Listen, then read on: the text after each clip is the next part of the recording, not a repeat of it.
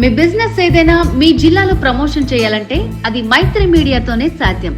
ఇప్పుడే క్రింది నంబర్ కి కాల్ చేయండి. మేషరాశి వారికి శ్రీ పరాభవనామ సంవత్సరంలో ఎలా ఉండబోతుందో ఈ వీడియోలో సవివరంగా సంపూర్ణంగా తెలుసుకుందాం. మేషరాశిలో ఏ నక్షత్రాలు వస్తాయనగా అశ్విని నక్షత్రంలోని 4 పాదాలు, భరణి నక్షత్రంలోని 4 పాదాలు, కృత్తికా నక్షత్రంలోని 1 పాదం కలిపితే మేషరాశి. రాశాధిపతి కుజ భగవానుడు. ఈ సంవత్సరం మంత్రివర్యులు కూడా కుజుడే. కానీ మేషరాశి వారికి ఒకవైపు ఏళ్లనాటి శని ప్రారబ్ధ సంచార స్థితిలో ఉండినను మంత్రివర్యులు కుజుడు అవ్వడం వలన వీరికి పట్టిందల్లా బంగారం అవుతుంది అనేటువంటిది మేషరాశి జాతకులు బాగా గుర్తు పెట్టుకోగలగాలి. వీరి యొక్క ఆదాయ వ్యయాల్ని మనం ఒకసారి పరిశీలించినట్లయితే ఆదాయం 11, వ్యయం 5 అంటే ప్లస్ 6 రూపాయలు మిగిలించబోతున్నారు. కారణం ఏమిటి?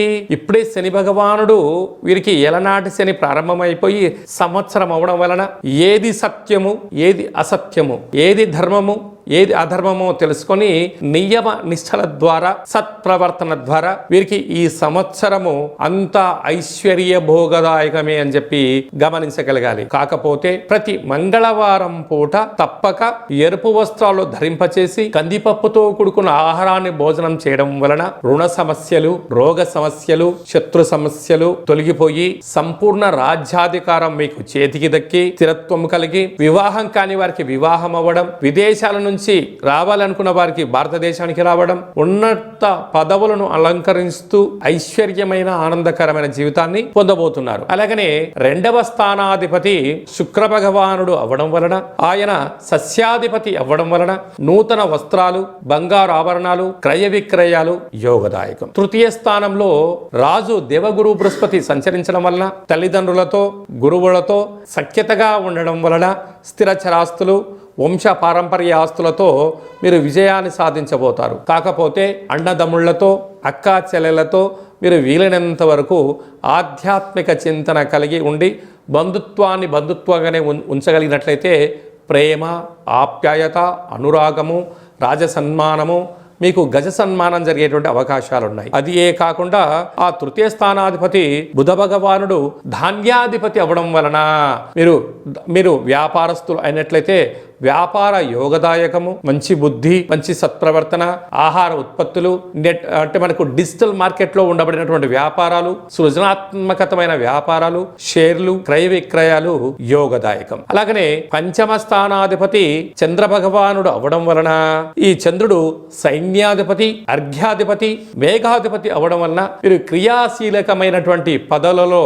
అలంకరించడం, మీరు లేకపోతే ఆ సంస్థలలో క్రియాశీలకమైనటువంటి పదవులకు మీరు అలంకారం తీసుకొచ్చే స్థితిలో ఉండడం వలన మిమ్మల్ని అందరూ గౌరవించడం, మీకు ఎనలేనటువంటి కీర్తి ప్రతిష్టలు సొంతమవుతాయి. అలాగే 6వ స్థానాధిపతి రవి భగవానుడు విశేషమైనటువంటి రసాధిపతి అవ్వడం వలన, అలాగా రాజకీయాలలో ఉండబడిన వారు వీరి యొక్క మాటలతో రసమాధుర్యమైనటువంటి సంగీత, సాహిత్య, నృత్య, కళా సేవా రంగంలో ఉండబడిన వారు, ప్రభుత్వ రంగాలుగా ఉండబడిన వారు వీరి యొక్క జీవితము మధురానుభూతికి రాబోతుంది. అలాగనే 7వ స్థానాధిపతి బుధ భగవానుడు వీరికి ధాన్యాధిపతి అవడం వలన అభివృద్ధి, ఆహారము, ఎక్స్పోర్ట్స్, ఇంపోర్ట్స్ బిజినెస్ లలో తిరుగులేని చక్రవర్తులు కాబోతున్నారు. అలాగనే వీరికి 7వ స్థానాధిపతి శుక్ర భగవానుడు సస్యాధిపతి అవడం వలన వస్త్రాలు, ఆభరణాలు, సువర్ణపు వస్తువులు, షేరు, క్రయ విక్రయాలు యోగదాయకం. రాశాధిపతి అష్టమాధిపతి కుజ భగవానుడు అవ్వడం వలన వీరు ఈ సంవత్సరము 2 డేట్లు బాగా గుర్తు పెట్టుకోగలగాలి. కారణం ఏమనగా వీరి యొక్క జన్మ నక్షత్రము తిథి వచ్చినటువంటి రోజున చాలా జాగ్రత్తగా ఉండాలి.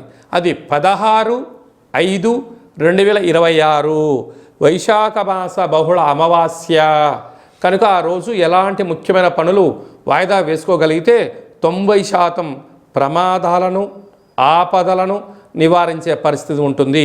24వ తారీఖున కార్తీక మాస పూర్ణిమ కృత్తికా నక్షత్రం అవ్వడం వలన ఆ రోజు మహాదేవుడి యొక్క స్మరణ దీపం వెలిగించడం వలన సకలమైన సమస్యలు కూడా తొలగిపోతాయి. అదియే కాకుండా భాగ్యాధిపతి దేవగురు బృహస్పతి అవ్వడం వలన వివాహం కాని వారికి వివాహం అవ్వడం, సంతానం లేని వారికి సంతానం కలగడం, స్థిరాస్తులు, చరాస్తులలో ఐశ్వర్యానికి, ఆనందానికి కొలత లేదు అని చెప్పి గుర్తు పెట్టుకోగలగాలి. అలాగనే వ్యయంలో శని భగవానుడు ఉండడం, రాశాధిపతి రాజు అవడం వలన ఖర్చు నియంత్రణ, వ్యక్తిగతమైనటువంటి దూషణ లేకుండా సర్వే జన సుఖినో భవంతు, లోకా సమస్త సుఖినో భవంతు అన్నట్లుగా అందరూ బాగుండాలి, మన మేషరాశి జాతకులు బాగుండాలని మీరు ఎప్పుడైతే కోరుకుంటారో సకల దేవతల యొక్క కృపకటాక్ష వీక్షణ వలన యోగం కలుగుతుంది.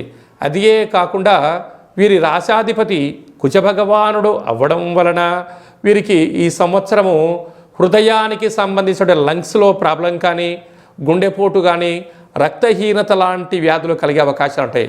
కనుక తప్పకుండా అనహత ఆజ్ఞా చక్రాన్ని, అంటే మనిషి శరీరంలో మనకు మూలాధార, స్వధిష్టాన, మణిపూరక, విశుద్ధ, అనహత ఆజ్ఞ షట్చక్రాలు ఉండడం వల్ల ఒక్కొక్క రోజు ఆదివారం రోజు రవి అధిపతి అవడం వల్ల మనకు సహస్రార ఉంటుంది. అలాగనే మనకు సోమవారం పూట చంద్రభగవానుడు ఉండడం వల్ల విశుద్ధ చక్రం.